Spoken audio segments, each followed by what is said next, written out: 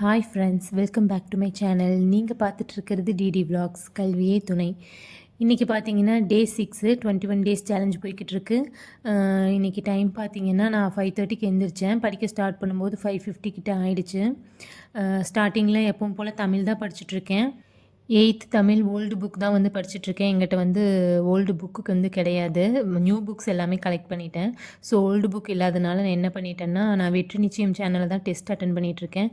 So அந்த சேனல்லே வந்து ஒவ்வொரு இயலாக வந்து வீடியோ கிளாஸ் மாதிரி போட்டு தான் கொடுப்பாங்க. ஸோ அந்த வீடியோஸ் வந்து பார்த்துட்ருந்தேன். பார்த்து எனக்கு தெரியாத பாயிண்ட்ஸ் ஏதாவது இருக்குது அப்படின்னா அதை மட்டும் நோட் பண்ணி வச்சு படிச்சுக்கலாம் அப்படின்னு சொல்லிட்டு நோட் பண்ணிகிட்ருக்கேன்.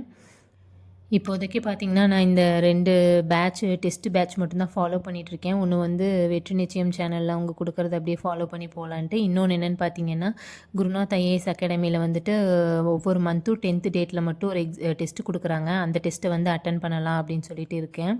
ஸோ அதை ஃபாலோ பண்ணி தான் நான் படிச்சுட்ருக்கேன். நீங்களாம் எப்படி படிச்சுட்ருக்கீங்க அப்படிங்கிறது கமெண்ட் பண்ணுங்கள். இல்லை வேறு ஏதாவது டெஸ்ட் பேட்ச் இருக்குது, ஃப்ரீ டெஸ்ட் ஏதாவது அட்டன் பண்ணலாம் அப்படிங்கிற மாதிரி இருந்தாலும் கமெண்ட் பண்ணுங்கள். நம்ம சப்ஸ்கிரைபர் யாருக்காவது யூஸ்ஃபுல்லாக இருக்கும், எனக்கும் கொஞ்சம் யூஸ்ஃபுல்லாக இருக்கும். தமிழ் வந்து 3 இயல் படிக்கலான்னு நினச்சேன். பட் வந்து 2 தான் என்னால் முடிக்க முடிஞ்சுது. ஸோ 2 மட்டும் முடிச்சுட்டு இன்றைக்கி ஃப்ரைடே வேறு, எனக்கு கொஞ்சம் வீட்டிலலாம் ஒர்க் இருந்தது. ஸோ அந்த ஒர்க்கெல்லாம் முடிச்சுட்டு அதுக்கப்புறம் படிக்கலான்னு பார்த்தேன். 8th பார்த்திங்கன்னா 3 இயலில் பார்த்திங்கன்னா 1 இயல் மட்டும்தான் முடிச்சிருக்கேன். அதை மார்க் பண்ணிவிட்டு ஸோ நெக்ஸ்ட்டு ஹவுஸ் ஒர்க்கெல்லாம் வந்து பார்க்க போயிட்டேன். இன்றைக்கி பார்த்திங்கன்னா ஃப்ரைடே. ஸோ வந்துட்டு வீடெல்லாம் தொடச்சிட்டு ட்ரெஸ் எல்லாம் கொஞ்சம் வாஷ் பண்ண வேண்டியது இருந்தது. அதையும் முடிச்சுட்டு எல்லாமே பண்ணி முடிச்சுட்டு தான் என் பையனை சாப்பிட வச்சு தூங்க வச்சுட்டு அதுக்கப்புறம் தான் நான் வந்து படிக்க ஸ்டார்ட் பண்ணினேன். நிறைய பேர் வந்துட்டு தமிழ் ஓல்டு புக் வந்து எப்படி கலெக்ட் பண்ணுறது அப்படிங்கிற மாதிரி கேட்டுட்டு இருந்தீங்க. நீங்கள் ஸ்கூலில் இல்லை ஃபஸ்ட்டு படிச்சுட்டு இருந்த ஃப்ரெண்ட்ஸ் யார்கிட்டயாவது இல்லைன்னா உங்கள் ஊர்லேயே இருக்கிற ஏதாவது ஓல்டு புக் ஷாப் இருக்குது இல்லைங்களா, அங்கெல்லாம் கேட்டு பாருங்கள், அப்படி கிடைக்கும். இல்லைன்னா ஏதாவது இன்ஸ்டியூட் வந்து நம்ம எல்லாத்தோட ஸ்கூல் புக்ஸே வந்து கம்பைன் பண்ணி கொடுக்குற மாதிரிலாம் கொடுக்குறாங்க. அந்த மாதிரி புக்ஸ் கூட நீங்கள் வாங்கிக்கலாம். நான் வந்து பார்த்தீங்கன்னா ஆல்ரெடி ஜிஎஸ்க்கு அப்புறம் ப்ரீவியஸ் இயர் கொஷின் பேங்க்லாம் வாங்கிட்டேன். ஸோ தமிழுக்கு வந்து எங்கிட்ட நியூ புக் இருக்குது. ஸோ நான் வந்து ஓல்டு புக்கு வாங்க வேண்டாம், நம்ம வந்து பிடிஎஃபாகவே பார்த்து நமக்கு தெரியாத பாயிண்ட்ஸ் மட்டும் எடுத்து படிச்சுக்கலாம் அப்படிங்கிற மாதிரி தான் நான் ஓல்டு புக் வந்து வாங்காமல் விட்டுட்டேன். நீங்கள் வேணும்னா வந்து ஆன்லைனில் சர்ச் பண்ணி வாங்கிக்கலாம். நிறைய அவைலபிள்ஸ் இருக்குது இப்போது. இப்போ பார்த்தீங்கன்னா வீடெல்லாம் தொடச்சி க்ளீன் பண்ணிகிட்ருக்கேன். க்ளீனிங் ஒர்க்கெல்லாம் முடிச்சுட்டு அப்புறம் ட்ரெஸ் எல்லாம் கொஞ்சம் வாஷ் பண்ணது இருந்துச்சு, அதையெல்லாம் கொண்டு போய் மேலே காய போட்டுட்டு அதுக்கப்புறம் வந்து என் பையனை குளிக்க வச்சு தூங்க வச்சுட்டு அதுக்கப்புறம் வந்துட்டு நான் போய் குளிச்சுட்டு வந்து இன்றைக்கி ஃப்ரைடே வேறு. ஸோ நம்ம கடவுளுக்கு ஒரு அட்டனன்ஸை போட்டுட்டு அதுக்கப்புறம் வந்து சாப்பிட்டு படிக்க உட்காரலான்னு அதுக்கப்புறம் தான் உட்காந்தேன். பட் பார்த்திங்கன்னா ரொம்ப டயர்டாக இருந்துச்சு. ஸோ படிக்கிற மூடே இல்லை சுத்தமாக. சரி படிக்க வேணான்னு விட்டுட்டேன்.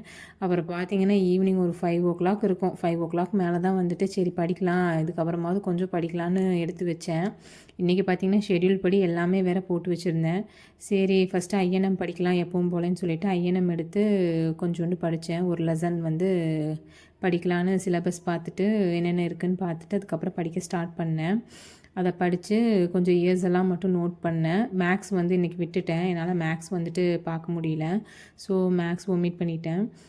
அதே மாதிரி பாலிட்டி வந்துட்டு வீடியோ கிளாஸ் ஏதாவது பார்க்கலான்னு நினச்சேன். பாலிட்டியும் வந்து பார்க்க முடியல. ஸோ அதுக்கான டைமும் வந்து செட் ஆகலை.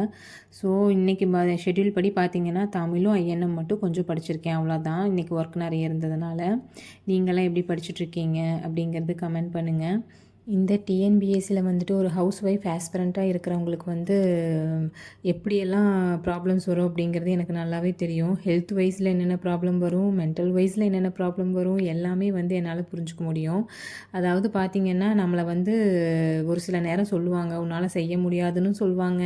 அதுக்கப்புறம் வந்து இல்லை நீ வந்து சும்மா நடிச்சிட்ருக்க, படிக்கிறேங்கிற பேரில் வந்துட்டு மற்ற வேலையெல்லாம் இது பண்ணிகிட்ருக்க அப்படிங்கிறதும் ப்ளேம் பண்ணுவாங்க. ஸோ இது எல்லாமே வந்து நம்ம கேட்டுட்டு தான் இருப்போம். பட் இது எல்லாத்துக்குமே வந்து நம்ம ஆன்சர் பண்ணணும் அப்படின்னு நினச்சோம்னா அது வந்து ப்ராப்ளமாக தான் போய் முடியும். ஸோ எல்லாத்தையுமே வந்துட்டு நம்ம தள்ளி வச்சிட வேண்டியது தான், வேறு வழி கிடையாது நமக்கு. அதை எல்லாத்தையுமே ஒதுக்கி வச்சுட்டு நமக்கு வந்து என்ன பண்ணணும், இது வந்து நமக்கு தேவை, எதுக்காக தேவை அப்படிங்கிறது புரிஞ்சுக்கிட்டு அந்த வழியில் நம்ம பாட்டுக்கு போய்கிட்டே இருக்கணும். கண்டிப்பாக வந்து டிஎன்பிஎஸ்சி படிக்க வராங்க, ஒரு ஹவுஸ் ஒய்ஃபாக இருந்துட்டு இத்தனை வேலையிலையும் அவங்களோட இத்தனை இதுலேயும் வந்து இதை படிக்கணும் அப்படின்னு நினைக்கிறாங்க அப்படின்னா கண்டிப்பாக அவங்களுக்கு ஒரு காரணம் இருக்கும். அந்த காரணம் வந்து சாதாரண ஒரு விஷயமா இருக்காது. ஸோ அந்த காரணத்தை எடுத்துட்டோம், நம்ம ஸ்டார்ட் பண்ணிட்டோம் அப்படின்னா அதை வந்து முடிக்கிற வரைக்கும் வந்து நம்ம கண்டிப்பாக அதுக்கான முயற்சியை வந்து எடுத்து தான் ஆகணும்.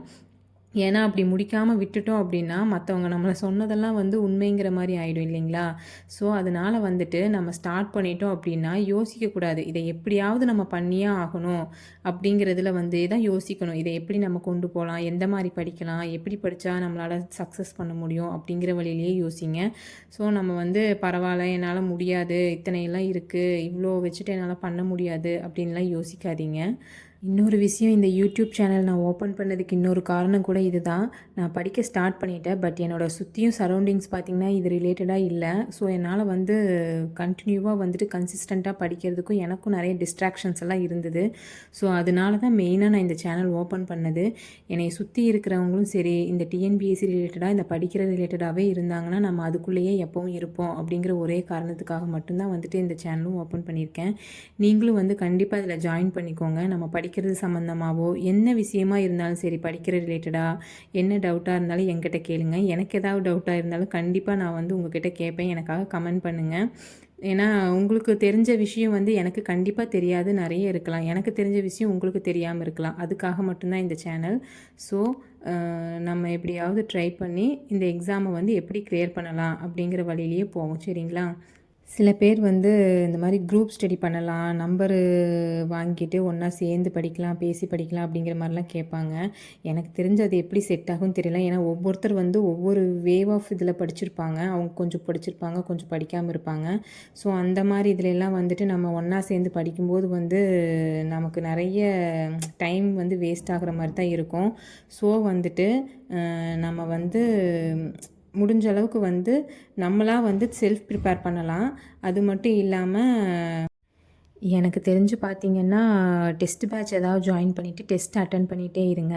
அப்புறம் வந்துட்டு ஆடியோ வாய்ஸ் வந்து நோட்ஸ் கேளுங்க. இல்லைன்னா வீடியோ வந்து பார்த்து ஏதாவது ரிவிஷன் பாருங்கள். அப்படியே பண்ணிகிட்டே இருக்கிறது நல்லது. இந்த குரூப் ஸ்டடிங்கிறது எனக்கு வந்து எவ்வளோ செட் ஆகும்னு தெரியல. நீங்களும் வந்து கொஞ்சம் யோசிச்சே பண்ணிக்கோங்க. அப்புறம் பார்த்திங்கன்னா இன்றைக்கி வீடியோ அவ்வளோதான். இன்றைக்கி நைட்டு வந்துட்டு கொஞ்சம் அப்படியே குக் பண்ணும்போது நம்ம பாலிட்டி கொஞ்சம் வீடியோ பார்க்கலான்னு பார்த்தேன். பட் நிறையெல்லாம் பார்க்கல, ஒரு அளவுக்கு கேட்டேன். அப்போவும் நிறைய டிஸ்ட்ராக்ஷன்ஸ் எல்லாம் இருந்துச்சு. ஸோ வந்து அப்படியே இன்றைக்கி டேவும் முடிஞ்சிருச்சு. ஸோ இன்றைக்கி நான் முழுசாக கம்ப்ளீட் பண்ணதுன்னு பார்த்தீங்கன்னா தமிழும் ஐஎன்எம்மில் ஒரு லெசன் மட்டும்தான். ஓகே ஃப்ரெண்ட்ஸ், பாய். நெக்ஸ்ட் வீடியோவில் பார்க்கலாம்.